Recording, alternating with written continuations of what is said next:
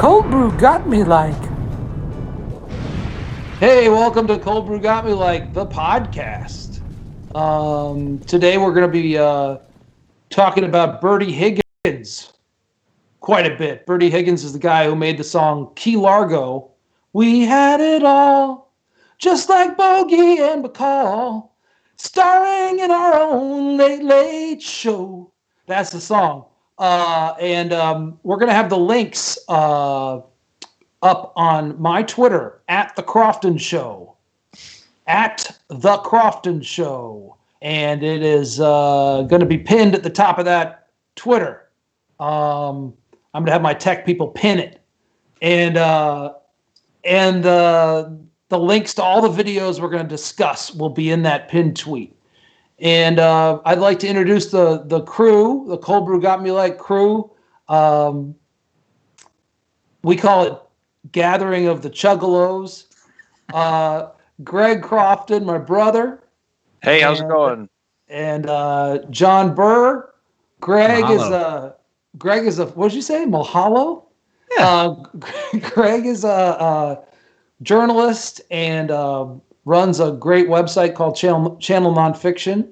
And John Burr is I don't know, the last time I checked in with him, he was reselling drapes from yard sales in rich neighborhoods. And our technical supervisor, Eric Wilson. Canaries!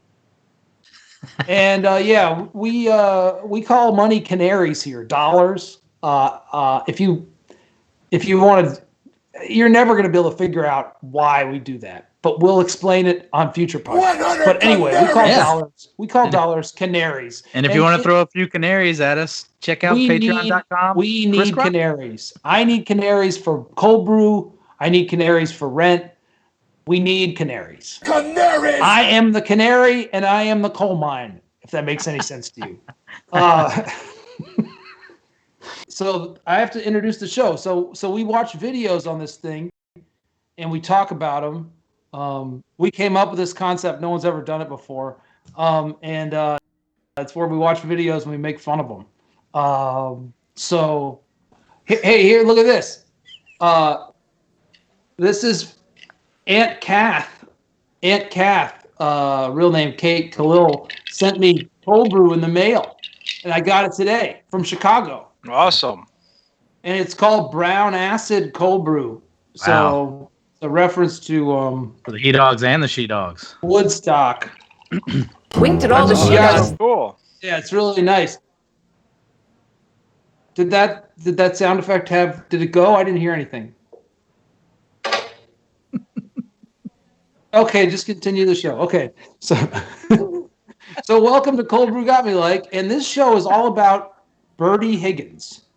I don't know if you guys know about Bertie Higgins. I'm going to assume if you're under the age of, I don't know, 75, you probably haven't heard of him. But luckily I'm 76, so I have.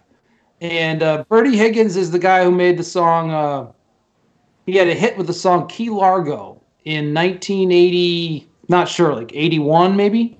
The song goes, we had it all, just like Bogey and Bacall, starring in our own late, late show. It's actually a song I hated as a kid. I was probably in like 5th grade when it came out, and I really, it kind of annoyed me. I didn't know who Bogey and Bacall were, and I really didn't care. And but it's grown on me. And this whole show's about Bertie Higgins. He had a really interesting life. That hit song came out in 82.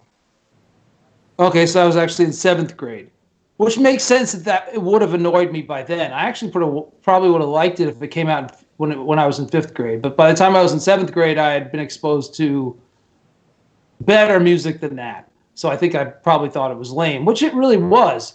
Higgins made a fortune off that song, and then he's still alive. It's unlikely that anybody from that soft rock period would still be alive, considering soft rock was pretty much built on cocaine and Crown Royal.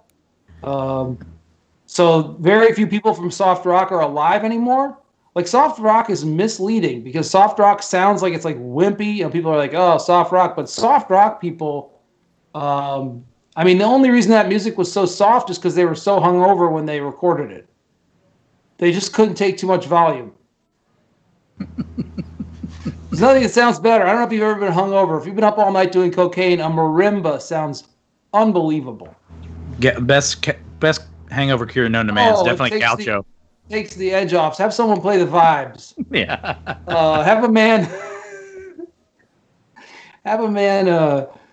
with a huge mustache play the vibes for you next time you're hungover. And you'll Cat understand. throws out soft rock, hard cock, to which I would count soft rock, crack rock. I don't know. I mean, the bedrock of soft rock is crack rock. Hard cock? Soft rock, hard cock? I think that's your first T-shirt to give to the patrons. What does that mean? That the men soft rock were like really good at fucking or had hard cocks? I doubt it. I bet guys with... I would imagine that soft rock people were so fucking loaded on cocaine that they probably could barely ever get it up. I bet women were fucking was like playing with a goddamn pipe cleaner. You need to get it up when you are on a houseboat. You have all day and all night, Chris. You have all the time in the world for that blood flow to reach. I'm just saying, I bet none of that drug sex was any good. I mean, I don't think. I guess David Lee Roth had sex with like a whole bunch of women, like every night, like he would line them up. But I don't know how that worked. Like, I guess he maybe didn't do that. No, I think he did coke. I don't know. I just have a feeling there wasn't a whole lot of good sex happening. Probably a lot of arguing. So you're telling me you don't think Christopher Cross was having good sex? Christopher Cross? Christopher Cross is never... I don't think he ever had sex. That guy? He doesn't look like he ever had sex. He looks like he probably just enjoyed his appliances. He just was at home like, I can't believe... It's my hi-fi. I wrote a song and now I have like the world's first microwave. I was thinking the same thing. He probably got prototype, because he was like... he was probably in the loop with like a lot of like product designers and stuff. He probably got prototype blenders and stuff. Yeah, I think that's he was really made by Zenith Magic. Yeah, Chef. He was friends with like Hamilton and Beach. That's a joke for one of our older crowd. The kids really enjoyed that one. They're like, I'm sorry, Hamilton Beach. Yeah, watch The Price is Right. You'll understand that joke. I think soft rock with key was just they had extra melody. They had melody coming out of their pockets. All the melody hadn't been used up. That's true, but it's amazing that it's kind of like Broadway. Broadway, but it's you're singing everything, and it's exactly like Broadway. The chicks are just getting hotter and hotter because you got so much melody coming at them. Right, but I think half these soft rock guys like Rupert Holmes ended up in Broadway. Rupert Holmes, the Pina Colada guy? Yeah, he ended up on Broadway writing book. Have you ever seen that guy? He looks like a real estate. I mean, not even real estate. He looks like a guy who works at the, I don't know, like a filing stuff at the police department or something. I can't believe they made that song. He must have like had his own record company or something.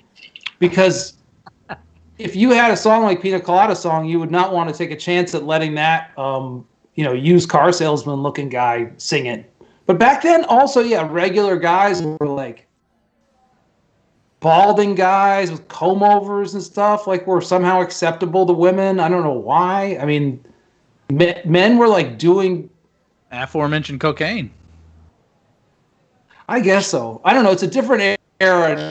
So I don't think that women like bald guys who like blow dry the sides of their hair as much as they did back then. Like, I mean, it was like if you had a really good shag on the sides, like I think actually in 1978, I feel like, or in the soft rock scene, I think some men might be jealous of men that were balding. Chad Ryden throws out pre-MTV musicians could look like dog shit, to which I counter, was not Mark Knopfler the original MTV musician? Mark Knopfler's a good example of it. He was like, his style was insane. He wore headbands and Western shirts. He was he dressed like absolute shit. And it didn't affect his career one bit. In fact, his career skyrocketed. Maybe because he was so weird looking. I mean, it just wasn't the same. Anyway, this is what the show's about. We just talk about like hairlines from the 70s. I hope you guys enjoy it. It's going to be on. Galaxy of France says Art Garfunkel starred in a movie. He starred in a movie called Carnal Knowledge. This is my big money making scheme. Cold Brew got me like, and I'm pretty sure I can be as big as Joe Rogan talking about hairlines. He is bald. Yeah, sorry, but sorry to even mention Joe Rogan. I don't know, I just consider him like probably my main competition. How do you compare Bertie Higgins and someone like David Gates? You may have an answer for that. I don't know. We got a lot to cover with. Bertie Higgins is far inferior. I would consider David Gates is like, I mean, that's like comparing Einstein to like the My Pillow guy. Like David Gates is a genius and fucking or Bertie Higgins stumbled into one hit, which somehow, as we'll find out in this podcast, got giant in China. But it wasn't even big in China. Like the song, it turns out that the song Casablanca, right? Is that what he said? Yeah. Is big in China. Not even his big hit. So I don't know if it's a big. He has some big. No, Key Largo, which is Bertie Higgins' only hit.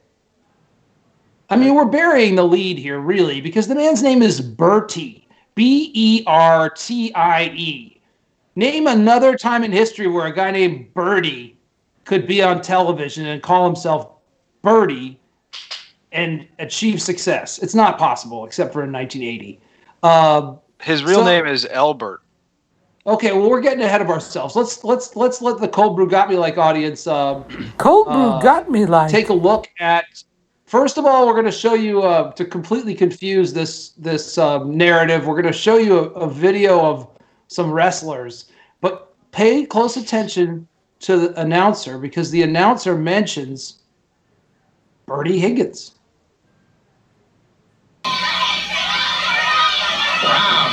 Powerfully built individual. Good takedown by Wayne, and Brown makes it to the ring ropes. I was sitting with some friends of mine last night, Sonny Limbo and guitarist Kenny Bell and musician, singer, and composer Bertie Higgins. We were having a glass of warm milk and talking about Brett Wayne's winning the National Heavyweight Championship, and it Okay. I just want to be there. I want to be there with him with the warm milk. Now, I don't know if you guys know who Gordon Soley is, but Gordon Soley is like, they don't know. Do you guys know in the chat who Gordon Soley is? Some of them will. I mean, once again, this is sort of an older crowd. This is going to be like kind of like Joe Rogan for like the elderly. That's what this show's going to be. The voice of Florida wrestling. He was like the like the Dan Rather of wrestling or something. The Dan Rather on like 16 screwdrivers. So he lived in Atlanta. Atlanta was where that wrestling show was based. It was on the Turner station in the 80s. And Bertie Higgins was also based in Atlanta. He's actually from Florida, but he was living in Atlanta when he had the hit Key Largo. And so if you were living in Atlanta in 1981, you would party with whatever celebrities there were in Atlanta, and there weren't very many. So Gordon Soley, a wrestling announcer, would have been one of the people you mingled with, like in the Hilton, because that's like the kind of places that people hung out with. They hung out like in hotel bars back then. So like Bertie Higgins and Gordon Soley and this man Sonny Limbo. Let's play the clip one more time so you can hear. Can you turn the volume down just a hair on the clip itself? Or I don't know if it seemed kind of just so you can make the names out. But he talks about he's talking about hanging out with Bertie Higgins. powerfully built individual. Good takedown by Wayne, and Brown makes it to the ring ropes. I was sitting with some friends of mine last night, Sonny Limbo and guitarist Kenny Bell and musician, singer, and composer Bertie Higgins. We were having a glass of warm milk and talking about Brett Wayne's winning the National Heavyweight Championship, and it Okay. So he says, yeah. So Gordon Sully's making a joke about Consumption. alcohol, calling it a glass of warm milk, which is like I don't know. People made alcohol jokes. Alcohol and drug jokes used to be like a big thing. Like he, we're getting drunk. He. That was a huge thing for, I don't know, up until like pretty much like this year. So he's hanging out with Bertie Higgins and Sonny Limbo. And Sonny Limbo is the guy who produced Key Largo. And they're drinking warm milk, which means liquor. And they're talking about, allegedly, the two men wrestling. One of them was named Brett Wayne. And they're talking about the fact that Brett Wayne is like an up-and-comer and he's a good wrestler. As if people sat around and talked about wrestling as if it was a real sport at any point. But this is Gordon Sully, like, telling people simultaneously that he hangs out with celebrities and that people talk about wrestling the same way they talk about baseball or football. Like, oh, I like the look of that Brett Wayne guy. He looks like an up-and-comer. Oh, did you hear Brett Wayne won the national heavyweight title? You know, just, you mean, and like someone would jump into that conversation and say, are you talking about professional wrestling? Are you guys all idiots? So anyway, that's what started me down this rabbit hole about Bertie Higgins. Was that when Gordon Sully mentioned Bertie Higgins, I was like, I think that name sounds familiar, and I realized it's the guy who sang Key Largo. So now let's watch the video for Key Largo. This is Bertie Higgins, and this is the song I've been talking about. So now, people watching at home, this is a terrible video. For people listening, people just listening, we're watching a terrible video. The budget. Oh, and he's smoking. Ooh, take a puff. Okay, there's a couple things to notice in this video. Cool. One is that they couldn't afford a real yacht. Minty flavor. Trying so hard to stay warm. That first cold winter together, lying in each other's arms, watching those old movies, falling in love so desperately. Honey, I was your hero. Camera You two. were my leading lady. We had it all, just like Bogey and Bacall, starring in our own late show, sailing away to Key Largo. Here's looking Okay, at can you pause it real quick? missing all the things we. It's a good pause. So, what is that hum? Are you hearing that hum? That. What is that? John, is your mic doing something weird? Onward and upward, Chris. Did you hear it, though?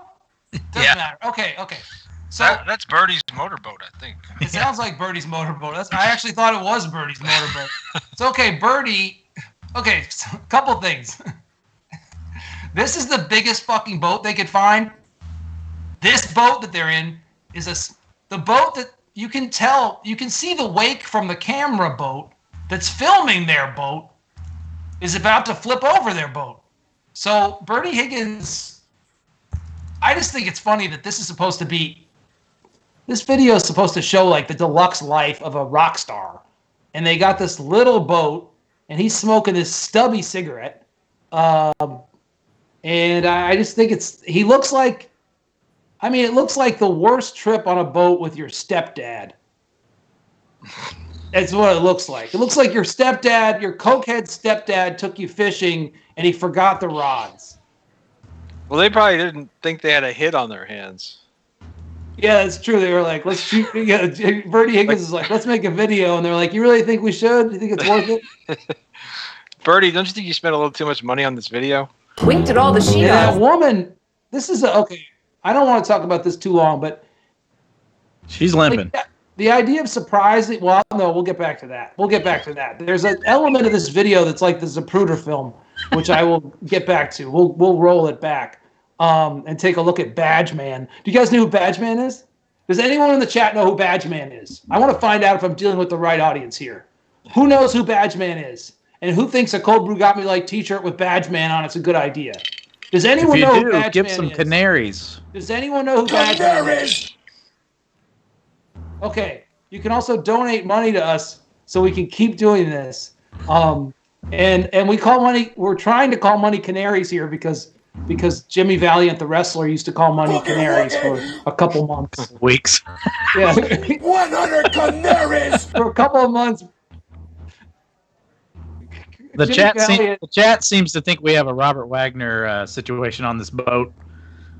Oh no, no, it's not a it's like a, I don't know, it's like Make-A-Wish Foundation or something. Like somehow like this woman somehow ended up with this fool taking her out on a boat for a prize, and she won a raffle at a record store to be in Bertie Higgins' video. And all he did was smoke and stare at her on a little boat.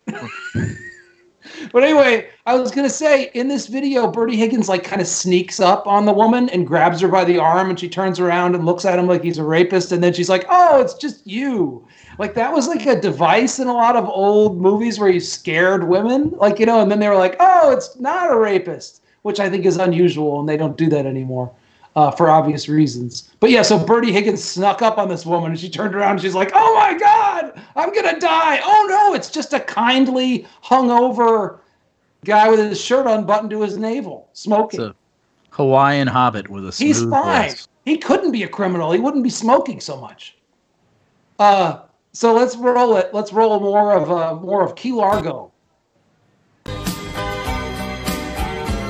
Just like Bogey and Bacall. Imagine if Bogey and Bacall had been in this boat. They never would have had a career.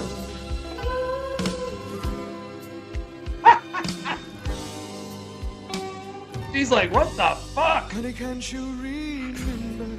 Oh, I love this. The tree. Straight up have him like in a car. They're like, how can we make it look like some kind of, let's see, what kind of special effect? Well, my brother has like a K car, like one of those Chrysler convertibles. And she look how distressed. She's just like, when is this going to end? And who is this man?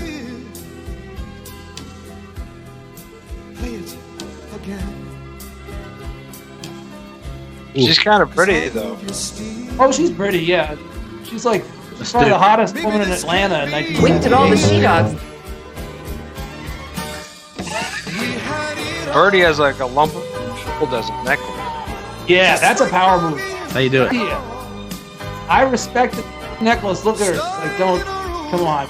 You're paying me $75. Stop touching me. Look how small the boat is.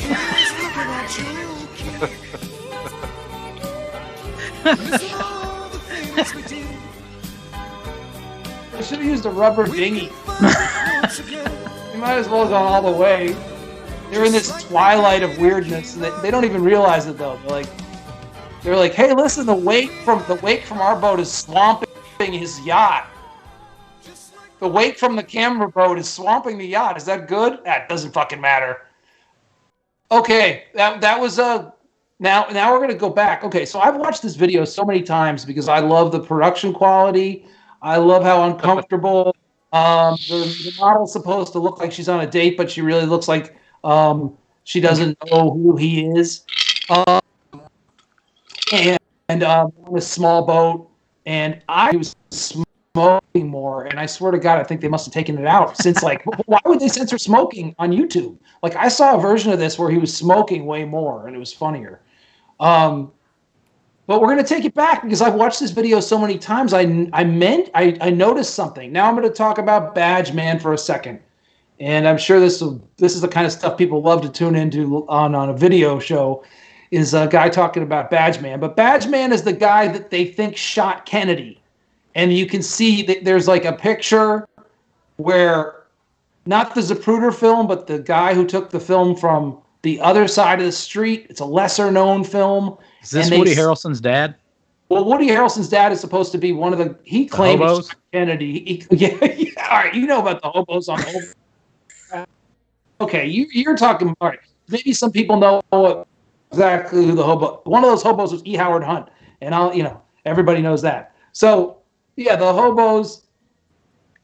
The point is, Badge Man is like these guys blew up the photograph of the grassy knoll, and they say they can see a man with a badge in the woods, but you can't see that. It's not a badge man, but I love it, and I want it to be a badge man, but it's clearly not a badge man. It's just a bunch of shadows and stuff, but they're like, look, and it's all the wrong size. Like his head is too big and his badge is too small, but they think it's like a police officer. They're like, look, he's dressed like a police officer. And then another person who's looking at the photo would say, who's dressed as a police officer? They'd be like, that man firing the gun in that picture. And they're like, I don't see what you're talking about. And then they just get really mad and like throw that guy out of the room. So anyway, I've been watching this video with a similar eye for detail, looking for just, I don't know, some fun stuff. So look what I found. Can you take it forward a little bit, Eric, to where they're climbing the stairs? It's not too far into it. It's right after he surprises her and she's like, oh, you're not a rapist. You're that guy who hired me. We're scrubbing. Here it is. Okay, there's the part where she's like, he surprises her. That charming thing? Oh, it's that guy. Okay, oh, good. Who are you? Here it is. Yep. Look at her foot. Can you take it back? Right there.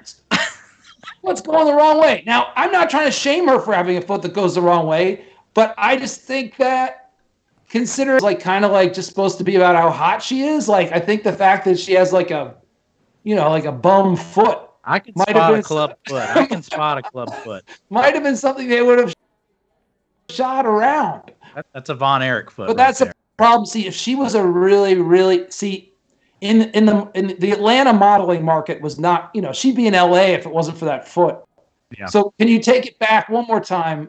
Because and we'll let it roll. But I just want you to know that it's really important to dig deeply into these old videos because you never know what you're going to find. Tarantino would fully know. She is like, oh, you're not a murderer. You're just that guy from the radio station. Oh, uh-oh. Cloven hooves. So that's my badge man. Foot is my badge man. Surf.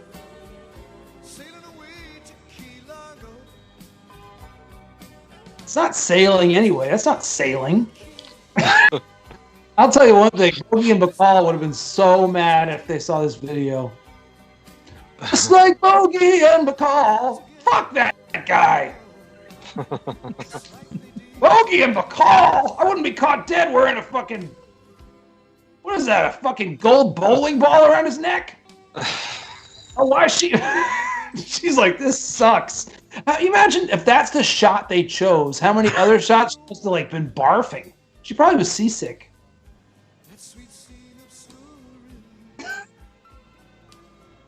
It's awful. I mean, I just keep. She looks furious there. I know because I bet she overheard the crew saying there's something the matter with her foot.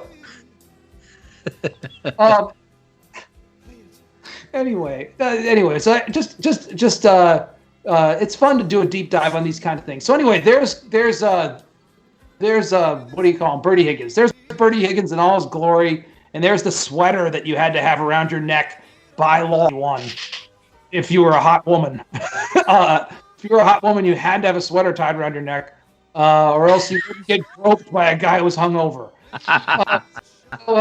So anyway, there they go off. There's the wake. There's the wake you can see the wake from the other boat about to drown them. Look at that. The other boat must have been huge. They should have switched boats. Wait a minute. Why are we on the small boat? Okay. So now here comes the best part. PM Magazine decided to do a deep, in-depth. PM Magazine, for those of you who are, once again, this is sort of older stuff, but PM Magazine was like Entertainment Tonight type show, or Extra type show, Access Hollywood, except, 1970, 1980, 81, 82, 83. So this is... I used to watch it all the time, I think. Yeah, PM Magazine. So it's just like a. It's like Chris and I used to watch it all the time. Yeah. Let's go see Ralph Macchio at his house. That kind of stuff. Like, you know what I mean? Like, let's go see Ralph Macchio as a boxing gym at his house in Burbank. Let's go. Real Karate Kid. Yeah, let's go see the real Karate Kid. He actually he's a vegan chef or something. So watch Ralph Macchio make his famous smoothies that he sells in his neighborhood, even though he's rich. So it was way ahead of his time. It was just a personality show, yeah. So they decided, I guess, because they were out of I don't know why they would have decided to do this long of a segment on Bertie Higgins, but they did. They sent a whole camera crew to Atlanta, or maybe PM Magazine was shooting in Atlanta at the time. And they were probably like, it's cheap. Let's go over to this guy Bertie Higgins' house. So they go to Bertie Higgins' house and they do like a 10-minute report on the song Key Largo, and we have that footage. We through exclusive. Rolling. We at Cold Brew got Pyramid Studios, look out now. Look at them. You're watching Look the at vocal them. track Look being at them. recorded for Imagine what has the become one of the childhoods they were hottest having. records Imagine of the year. birthdays they The missed. song is named Please for the pause Humphrey it. Bogart Lauren Bacall movie. Please pause it. Sonny Limbo's wearing a wrestling tee with Bertie Higgins on it. No man in this video was ever present for his child's birthday party. Okay, now let's take it back. So this is the studio. And it's sort of a weird thing. Look how fat these guys are. Look at those bellies. Look how shamelessly. And that guy on the left that's not Sonny Limbo. Sonny Limbo's the guy with the fucking shirt that says probably like the Limbo or something on it. I don't know what it says. No, I think it says Bertie like, Higgins. Higgster. Yeah, it's Bertie Higgins. Back when you could get a shirt with anything, you could get a shirt at any store in 1980 that had something written on it, like in 5 minutes. Like you just go, I'll just go out to the store. You guys need any shirts that say anything? I'm gonna get some cigarettes. You guys want a shirt that says anything on it? We can get those too. So Bertie Higgins, look at these guys they're not even wearing clothing that fits them. They do not give a fuck. You stop buying clothes at a certain age and you just That man on the left, that jacket is not wearable if you're that fat. And he doesn't care. He's like the Lemmy Kilmister of Molly Hatchet.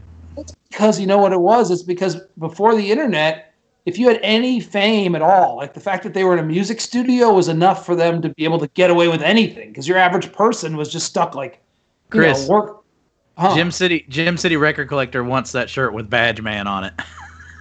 Okay, I mean, we'll do a show about Badge Man.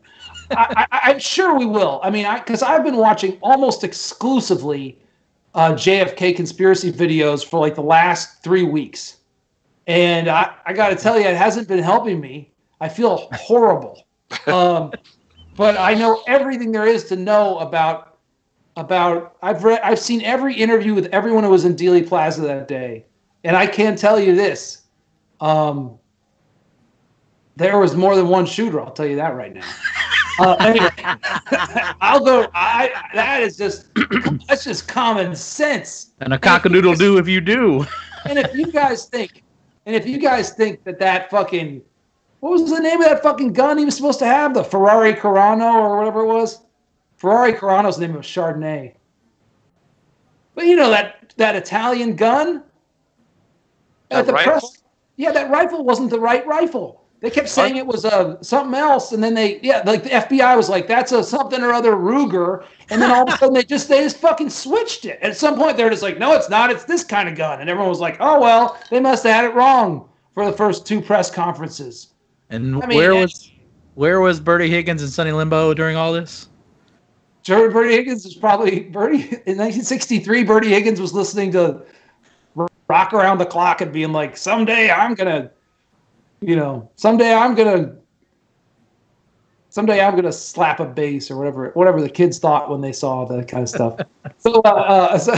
So he's like, someday I'm gonna own a clock radio. It's the kind of shit he was saying. Someday I'm gonna have enough money. Someday I'm gonna be a big rock star and have a clock radio and get drunk in the morning and wear a huge necklace. Slap a woman with a scarf around her neck. Mom, can I have a huge necklace? No, you'll look like a sleazeball. Oh, someday I'm going to get one.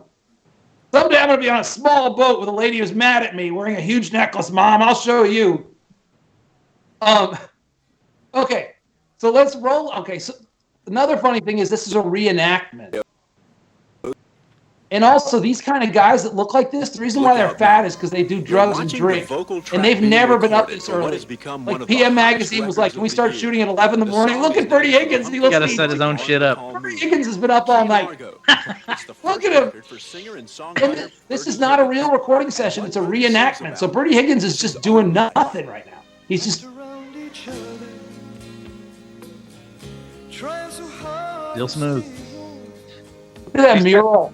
He's Look at that. definitely got some Eddie Rabbit going on. Oh, yeah.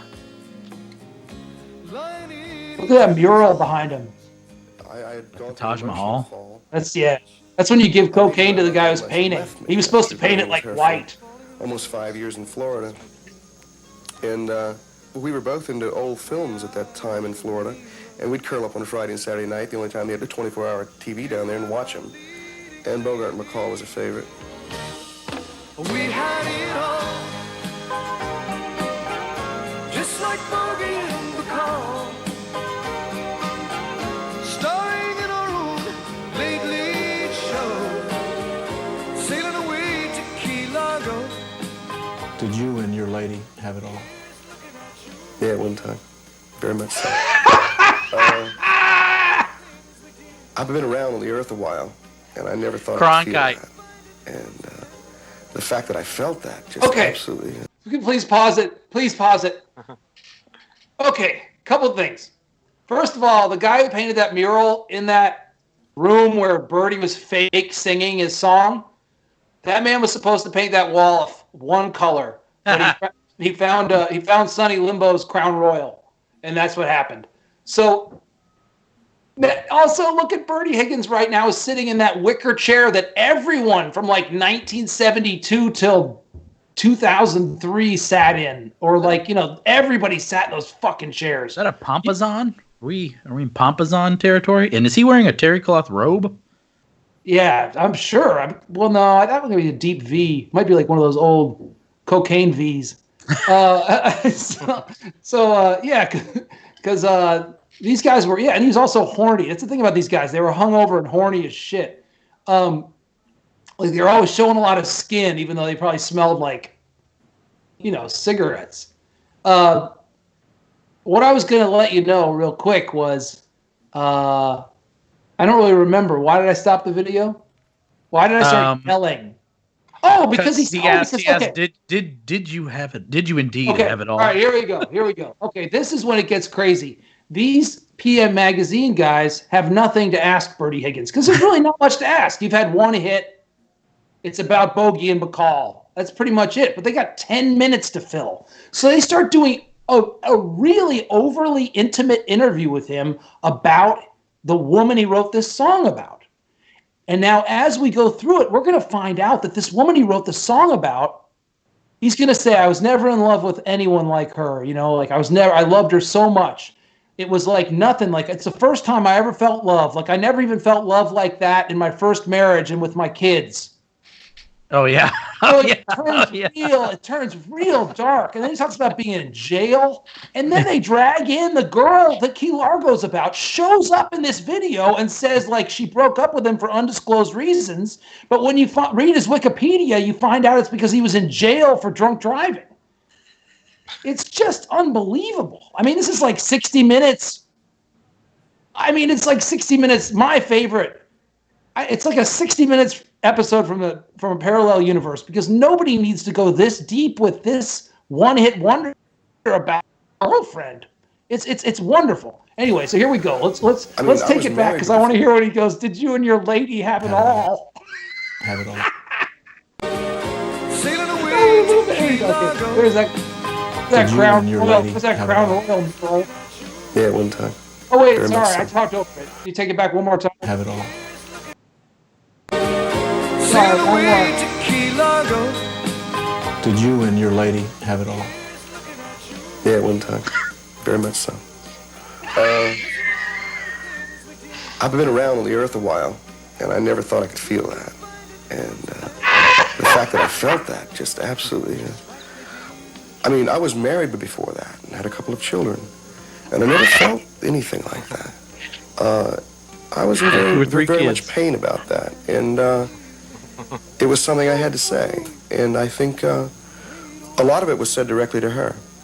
Bertie Higgins grew up in Tarpon Springs, Florida, but he now lives in Atlanta. He's been in the music business for more than 15 years without a record of his own. Now he has it, the dream of all musicians, recording his own album. Bertie's producer is Sonny Limbo, a guy who's helped produce the Osmond Brothers, Liza Minnelli, and Alabama. Let's take that again. Pick it up again. Why does Sonny think Key Largo has become a hit? Pause it, please pause it. Just look at that image. Cold Brew got me like. Look at that.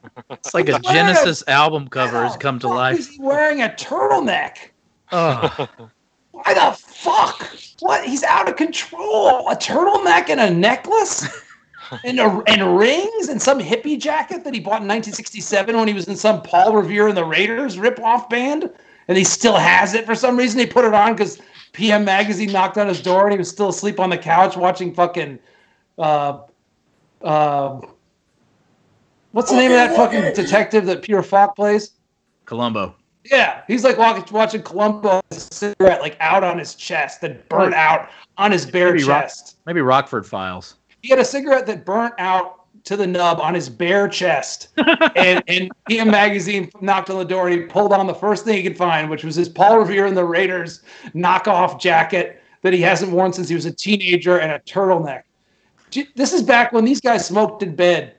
You know, like back when like TV ads back then were like stop smoking in bed. These are what those ads were aimed at this guy right here. That guy smoked in bed like relentlessly. His wife was like, "What are you doing? You fell asleep smoking again." He's like, "But and these guys were not nice." He'd be like, "Get out of here, bitch! I'm trying to live my life. I make hit records. I don't know. Last time I checked, I put cheese in the refrigerator." That's the kind of era. I mean, so if anybody thinks that like cancel culture is rough and whatever, I mean, there had to be an improvement. Something had to improve. I mean, this couldn't go on like this with these men yelling about how they pay for all the cheese and whatever, and putting on turtlenecks after they almost burnt the house down, smoking in bed. So something had to give. Something had to give. This all turtleneck and necklace culture had to collapse. All right. You know how much hair? Imagine how much hair. I bet in the 1970s they had to have like console maintainers who came over to studios specifically to remove wig amounts of hair out of the fucking controllers. I mean, this slider won't move anymore. Oh yeah, it's because Sonny Limbo's fucking hair is in it. Smoke cocaine and Sonny Limbo's goddamn beard hair. Okay. Anyway, I just was thinking about how much fucking hair must be in that console. Okay. It's due about 90% to marketing and promotion. I'll tell you, you've got the greatest record in the world, but if it's never Okay, played... take it back. Okay. I'm sorry. It's just the last time I'll interrupt. For people listening on just the podcast, we're watching a couple of long-haired stepdads recording Key Largo, except they're not even really recording it. They're doing a reenactment for PM Magazine. So they're not even really doing that. When they're saying, like, take that again and stuff, it's just they're just making it up. So these guys are asked, as I said, like, this is too long a segment. There's not that much to know about Bertie Higgins. The guy's he's a one-hit wonder. He's not, I mean, he really never had another hit. He made a fortune off this one hit. And, and it's not even that great of a song. I think it's a fine song, but this interviewer asks like Sonny Limbo's manager at this point, Bertie Higgins' manager, all these normal names. It's so easy to confuse. It's like Bertie Higgins and Sonny Limbo. There should be someone named Sputnik Rodriguez in the mix. Sputnik Monroe. Yeah. So anyway, sorry. They're about to ask his promotion guy if this song would have been a hit or why this song was successful. And this man says something that should have made Sonny Limbo strangle him on sight. Bertie's producer is Sonny Limbo, a guy who's helped produce the Osmond Brothers, Liza Minnelli, and Alabama. Let's take that again. Pick it up again. Why does Sonny think Key Largo has become a hit? It's due about 90% to marketing and promotion. I'll tell you, you cut the greatest record in the world, but if it's never played on the radio, nobody ever hears it, and therefore hasn't a chance to buy it. Hence his T-shirt. 90%. 90%. He didn't even give the production any credit. He gave Bertie 10% of the credit for that song. Bertie's got less than 10% because Why? Sonny's got to have part of that. What did he say? He said 90% marketing, so that means that the rest of it, including Sonny Limbo's own contributions, are less than 10%. That's right. I guess maybe why didn't Sonny Limbo do it himself? Because I think Sonny Limbo co-wrote Key Largo. Was Sonny Limbo too fat to be the front man? Is that what, like, was Sonny Limbo like, I got too big of a gut, we got to use this hot guy, Bertie Higgins? I mean, you got to get this Tom Skerritt lookalike on TV. Is Bertie Higgins badge man in this scenario? When we first cut this single, I drove a nail in my wall at home and put a little piece of paper on it and said reserved for Key Largo, so we hope to fill it. With what? A gold record. The selling of Key Largo began here at Cat Family Records, a small Atlanta company. These are the people who believed in the unknown Bertie Higgins. And this winter's weather helped sell a song about South Florida love. Hey, pause it real quick. If you want to know how alcoholics decorate, there you go. There you go. Snow and terrible weather we've had. I said, hey, give your listeners a chance to take a 3-minute trip to Key Largo about once every 4 hours, and let's get this record on the radio. Atlanta's Music FM 94Q. All the snow flurries moving into the city. Let's think about some warmer times down in Key Largo. There's Bertie Higgins. Jeff McCartney of WQXI Atlanta was one of the first to play Key Largo. There's magic. And when there's magic there's a certain amount of magic to Bogart too, and the lyrics of the song, and it has that hook line. And the first thing I said is, "This is a." Please pause it real quick. Cold brew got me Does like. anyone want a shirt that says "Cold brew got me like" on the front, and on the back it says, "There's a certain amount of magic to Bogart." This guy also just said Key Largo. He pronounced it in a way that no one's ever pronounced Key Largo that way. Lego. Yeah, it's because his perm fried his brain. They tightened his curls too much. Nicholas Hampton. Look at that sweater. He's got it all. A sweater and a tie and a shirt and a jacket. Damn. All to hide a hangover. So complicated back then. Dreamy record. It's one of those records. This guy's in prison. I think I saw this guy on To Catch a Predator. That kind of sends you away on a trip, and I knew the record was going to be a hit, and I think Bertie's been waiting for a hit for 16 or 18 years or something like that. Man, it's just beat the shit out of Bertie Day. About 16,000 records are made every year. That's right. Bertie, we never thought Bertie'd have a hit. Out of that number, only a handful are hits, and almost none are by unknowns. There's hundreds of thousands of groups in the country, hundreds of thousands, if not millions of people that feel they can sing, and they're held back on the thing that, Bob Seger, the Beatles, Kenny Rogers, I couldn't possibly do it. Fortunately, Bertie didn't take that feeling, just give up and keep playing in bars. And, we're doing it. It's just another day in paradise. Loving the night away till the sunrise. Seeing that I love you look in your eyes. Just another day in paradise. Just Another Day in Paradise is Bertie's next single, and it also promises to do well. And it could be that the hard times are over for the struggling musician. 2 years ago, I was in jail in Florida. I mean, that's the hard time. I didn't do a great deal of time in jail, and it was. I think Jimmy Buffett ripped off Bertie Higgins. Yeah, he's the proto Buffett. Strive that much harder. Bertie Higgins is like fucking Things are looking real up for Jimmy Bertie in many Buffett. ways. Jimmy Buffett's like hardcore brother. His girlfriend had returned. He stole Jimmy Buffett's boat to make that She's video. back, Chris. She's back. Okay, no, this is the best part, so I'm He's sorry. playing a sitar. Just shut up and listen. In this chat, we're trying to work this out. I want to know if, if this is going well. If you want me to shut up and let the video play or what. But we got to take this back. because this is when his girlfriend comes in. I mean, this keeps getting weirder. I mean, this is already it's been open season on Bertie. I mean, like, these people are like, yeah, but Bertie, man, this guy. I mean, basically they're doing everything except for saying, like, who would have guessed that Bertie, of all people, Bertie. I mean, we figured Bertie for, jail, obviously.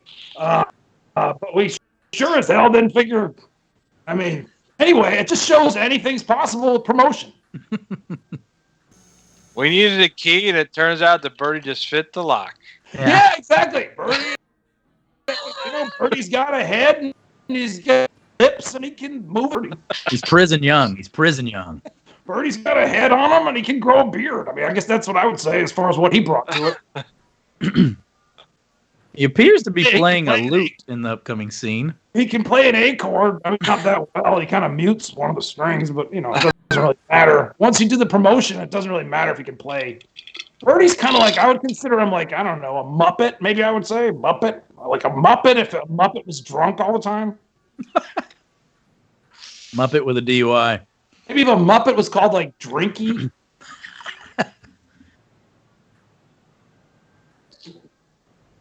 Hit it. It was... I find that hard times make me strive that much harder to get out of the hole. Things are looking up for Bertie in many ways. A few days before we talked to him in his Atlanta apartment, his girlfriend had returned, the lady who inspired Key Largo. She had heard the song. It showed me that he still feels quite a bit of hurt, because things didn't turn out, which it's kind of sad that they didn't, but, I think we're going to survive. I think we're going to make it. A kiss is still a kiss. They did not. A kiss But a kiss is not a kiss without your son. Why did I leave him? Well, there's several reasons. Some of them are real personal, but I just felt like I couldn't really give him what I thought he needed any longer. Rehab. We had it all,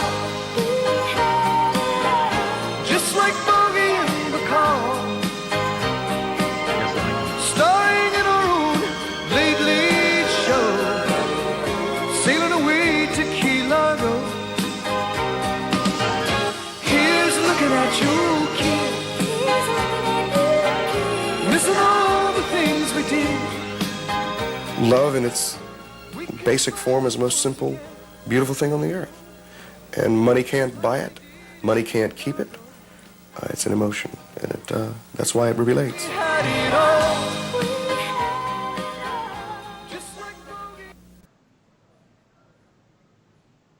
My only regret is that profile wasn't 10 minutes longer. And that they just got into like, how many times do you shit a day, Bertie?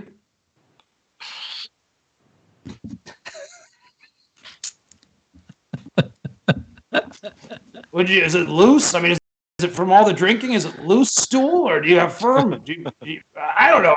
We still have 10 minutes to fill. I don't know what to. Did you have your own toilet when you were in your cell? What kind of shits did you? Like, when you were in prison, did it affect your shitting? I've just always wondered that. I've never been to jail, but like, I always wondered if I'd be able to shit in there. Like, do people watch you when you shit, or do you have your own toilet, or? Oh, we're done? Oh, we're good. I think we have enough. Okay, good. We might not even use that toilet stuff. When she says that it wasn't good, she really means it. This didn't work out. I can't talk about it. Well, I don't know if we have enough time in this show, or I don't think we have enough time in this show to get into the fact that if you read Bertie's Wikipedia, this woman and him did get back together. This heartwarming story of the woman that he loved more than his family. This heartwarming story. I have 2 or 3 kids. The woman he had an affair with on his wife, it turned out that they did get back together, and then they broke up again. And he had been in jail for DUI, and he got multiple DUIs over the next few years. And he ended up finally getting sober. And he's still alive, and he kind of looks the same exactly, except just a little, a little worse for wear. But he's still got that hair, and he's still got that fucking beard hooked on his ears. He looks pretty good. It says he was a sponge diver. Okay, you want to do, Greg, read a little bit of his Wikipedia. If we go over today by 10 minutes, is that okay? Sure. Okay. Greg, read a little bit of his Wikipedia, please. Yeah, I'm not seeing the DUI stuff, but it says he was raised in Florida, as we know. Someone scrubbed it. He once supported himself as a sponge diver. That's a euphemism. And he began his career in show business at the age of 12 as a ventriloquist. Holy fuck. No wonder people laughed at him. He really is a Muppet. Yeah. Now, Bertie, he'd do anything. If he This wasn't is my diving producer, for Sonny sponges, Limbo. If Bertie wasn't diving for sponges, he was pulling on that ventriloquist dummy's mouth. He wanted to make it. 15 years that idiot's been fucking kicking around. He won prizes in local talent contests and became a favorite at school assemblies around Tampa Bay. He has stated that he's related to German poet Johann von Goethe. Wolfgang von Goethe. I think that's Oh my god! Who put that in his fucking Wikipedia? it. Must have been him. Well, it says Oh Higgins has no! stated. Here comes Higgins. He's gonna tell that fucking story again about being related to Wolfgang von Goethe. Higgins' first band played proms, homecoming dances, and sock hops. After graduating from Tarpon Springs High School, he enrolled in St. Petersburg's College to study journalism and fine art. He left college and became a drummer for the Tommy Roe Band and the Romans, and played alongside such groups as the Rolling Stones and the Beach Boys. Oh, Tommy Roe did he have that song Dizzy? Dizzy. You're making me dizzy. Yeah. My head is spinning and a whirlwind. So he was like, he was I guess he had a taste of the fast lane. Yeah, with old Tommy Roe. Tommy Orlando level stuff. Tiring of the rigors of the road and yearning to make his own musical instrument, Higgins left the Romans, returned to Florida, put down his drumsticks, picked up a guitar, and began crafting music and lyrics. Higgins' talent flourished, and he was in demand to play venues throughout the state. During this period, here's the kicker, he also met and became a protege of actor-director Burt Reynolds, who saw Higgins' writing potential and tutored him in screenwriting. Oh my God, they had sex. Did he write Hooper? Did he write Stroker Ace? And then in '80, he moved to Atlanta and met Sonny Limbo. I bet Burt Reynolds gave. I bet you anything Burt Reynolds gave Bertie that necklace. He was like, you know what, son? You look like shit. Bertie was like, what? What are you talking about, Bert? Do you think Bertie called Bert Bogey? What are you talking about, Bogey? I just got back from sponge diving. I'm going to go home and practice my ventriloquism. All right, settle down. I appreciate your drive. Sponge diving might be a euphemism for kissing down the happy trail of one Burt Reynolds on a bearskin rug. You've got a case of... You're not going to get anywhere with that ventriloquism with a case of naked neck like you got. What do you mean naked neck? I'm talking about in 1979, you're not going to get too far without a big fucking necklace. Really? Yeah, and I did you a favor. And he threw it to him. Oh, God. Anyway, okay. That's incredible. So Burt Reynolds was in love with Bertie Higgins because he had the same name as him. Except I bet they went sponge diving together. You remind me of me, kid. I know Bert was like, I was called Bertie as a kid, but I never had the balls to make it my stage name. I admire you. I've always wanted to sponge dive. Is it dangerous down there? You ever see Buffett down there? I heard Buffett sponge dives too. You ever have to wrestle for the same sponge as Buffett down there? All right, anyway, I admire you. Let's have a writing session back in my bungalow. So I guess the song topped out at number 8, but on the adult contemporary charts, it reached number 1. Damn right. It also charted in the country charts. The album was released on the strength of the song's success, so he only got to make the album after he had a hit single. Other singles followed, such as "Just Everything he ever did was on spec. Casablanca, Pirates and Poets, but none matched the success domestically of his breakout hit. The song Casablanca went on to become a major hit in the Pacific Rim countries, and Key Largo reached number 1 in Canada, Australia, and other countries internationally. Okay, I love this phenomenon. Yes, he made a lot of canaries off that goddamn song. And so, hey, Eric, can you play that thing of Jimmy Buffett saying Can you play that thing of Jimmy Buffett saying he's been hitting people with sticks his whole life? I've been hitting people with sticks my whole life. I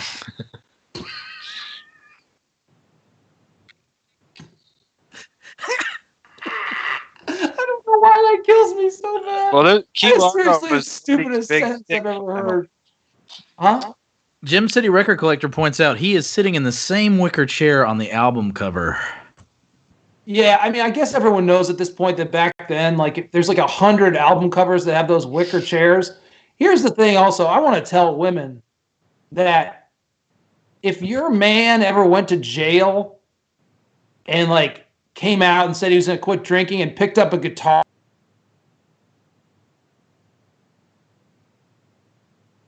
the fucking word he says.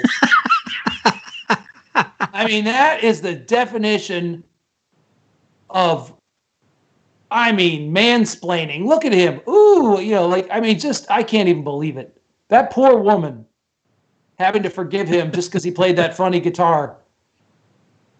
Okay. Winked at all the she-dogs. So, Burt Reynolds. So you think he was gaslighting her? Oh, definitely. I mean, he might have thought for those 15 minutes he was playing that guitar that he was going to quit drinking, but I know how that goes. I drank for 25 years. I mean, you might even believe yourself when you say, I'm going to quit drinking, but maybe I'll just go out tonight. But One last round. Yeah, Bertie's like, listen, I do have to go out tonight, though, because it's my manager's birthday. Well, Wikipedia says he's still active. Years active, 1981 to present. Okay, well, let's show that video of Bertie. He is one of China's most requested American singer-songwriters. Ni hao. Although you may know him best for his smash hit, Key Largo. Yeah, and on top of being a beloved pop star with sold-out shows this weekend, he's also a knight. We welcome the one and only Sir Bertie Higgins. Here's my ring. Here's my ring. Here's my ring.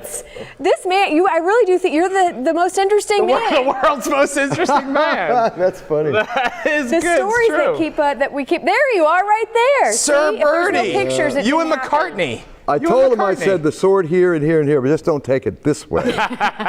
No, this was a great day. It really gave me goosebumps. This was out in Mission Hills in California. This chapel was like... Okay, hold on a second. Pause it real quick.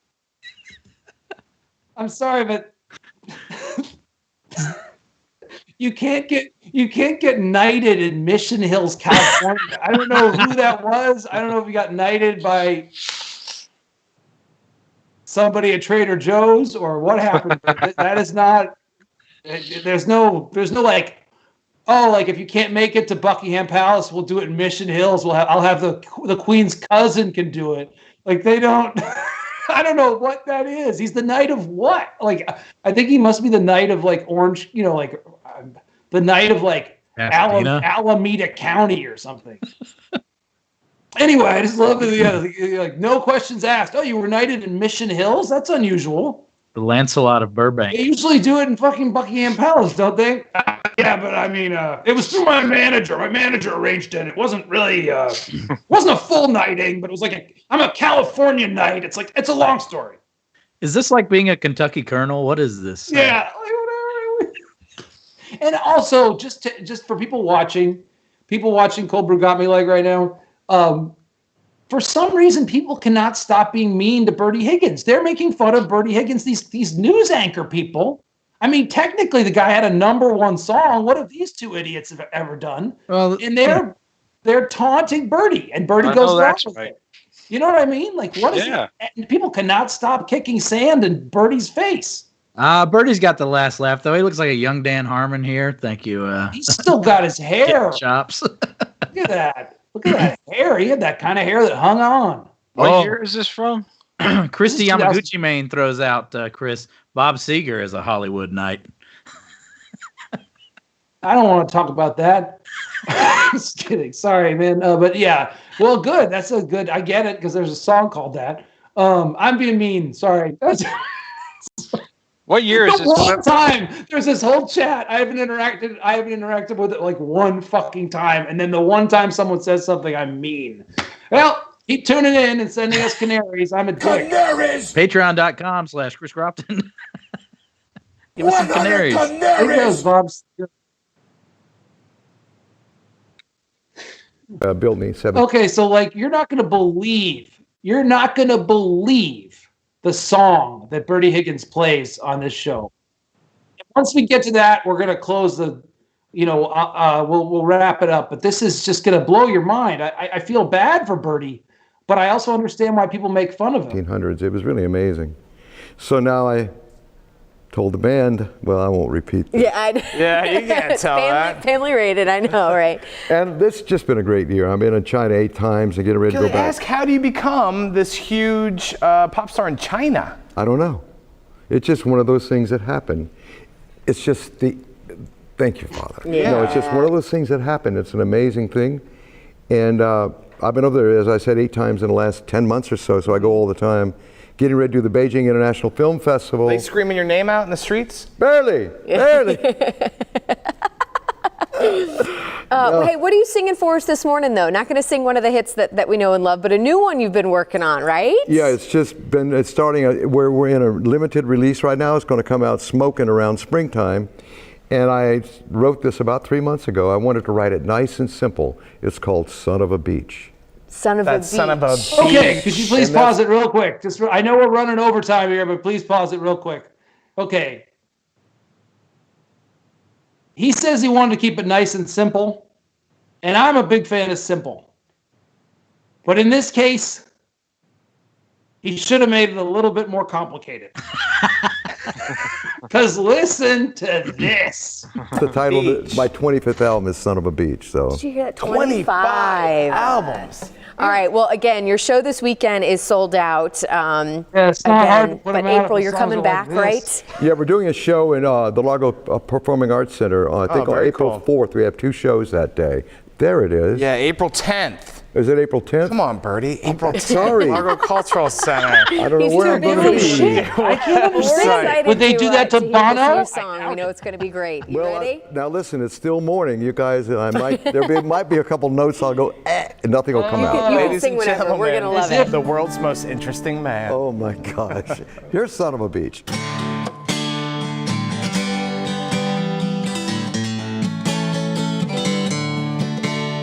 All the tourists are here drinking Bacardi and beer in this little beach bar near the docks. Island music they love best is what they request. Get some dancing in their flip-flops and Crocs. Babes in bikinis kissed by the sun, and the boys of summer showed up for some fun. Watching pretty snowbirds fly across the floor. Everybody's hoping to score. Well, I'm a son of a beach, they say, an interesting man, with a Cuba Libre smile and my toes in the sand. I'm a poet, a pirate, a buccaneer.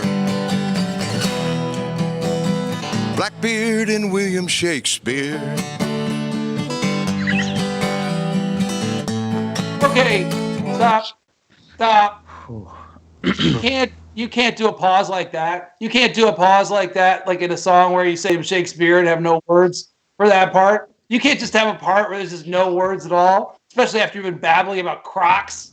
And then Shakespeare, you know what kind of insult Bertie Higgins just leveled at Shakespeare? He's Shakespeare. And Blackbeard. He's Shakespeare.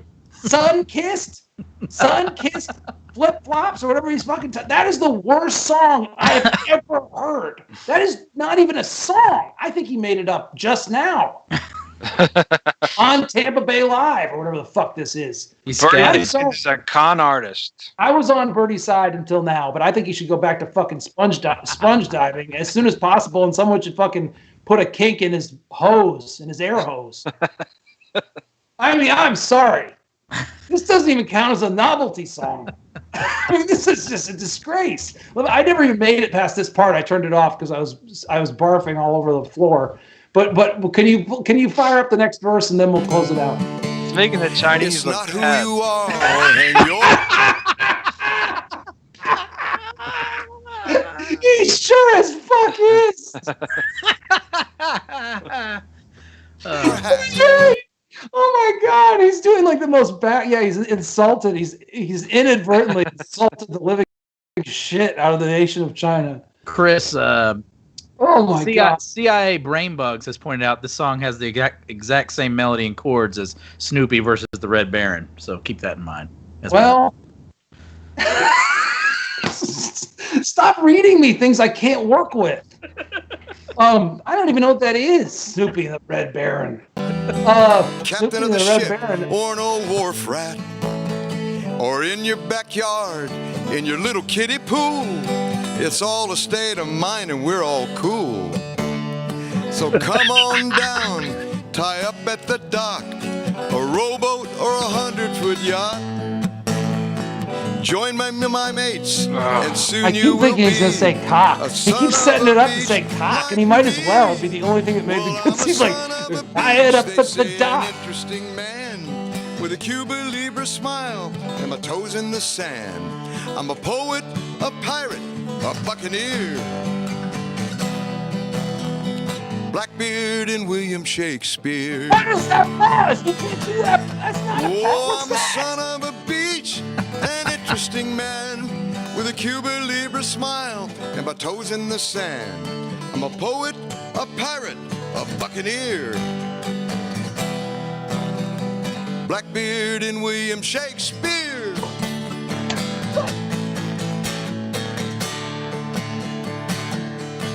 And this is probably his best stuff. Oh my God! I wonder if he was in some kind of a car accident or something. You know what I mean? Maybe he had some kind of problem.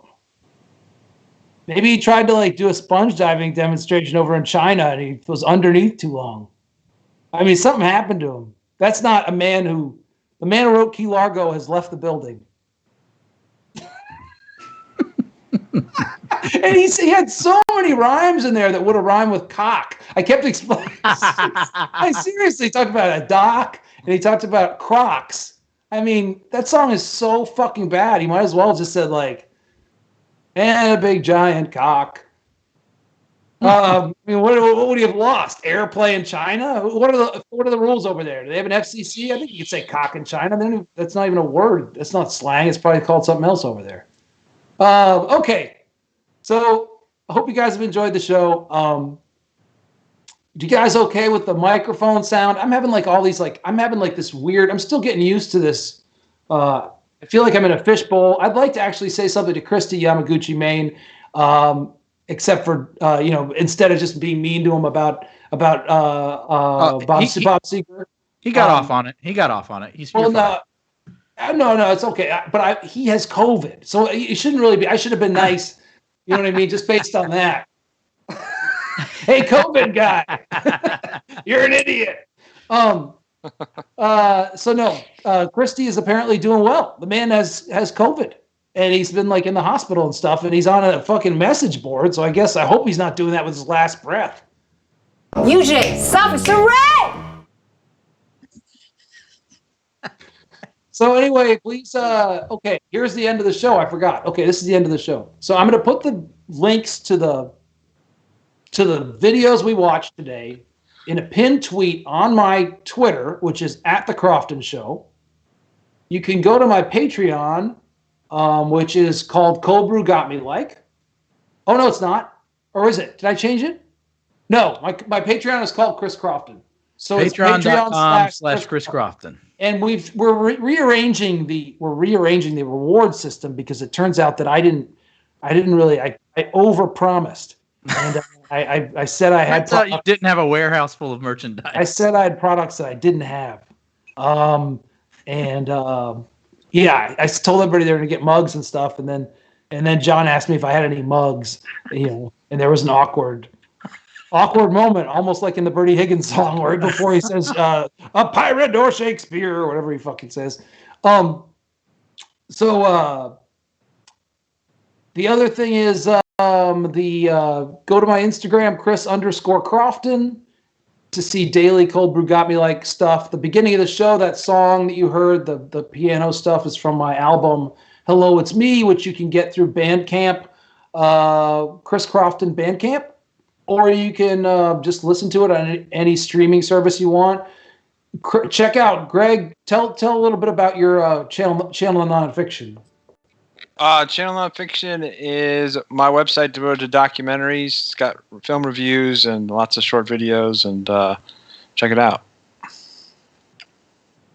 Okay, and the show's going to go up as a podcast. Is that right? This one, or maybe not this? This is the first one. Okay, this will be a podcast. So what'll it be on? And everywhere, you can use your podcast app. You'll be able to probably use Spreaker, wherever you get podcasts. Check it out. Cold Brew Got Me Like. Okay, and thank you all for watching so much, and have a great week. Thanks again, Kate, for the fucking cold brew, and thank you, John. Thank you, Eric, so much. Eric's the tech. Canaries! We had it all.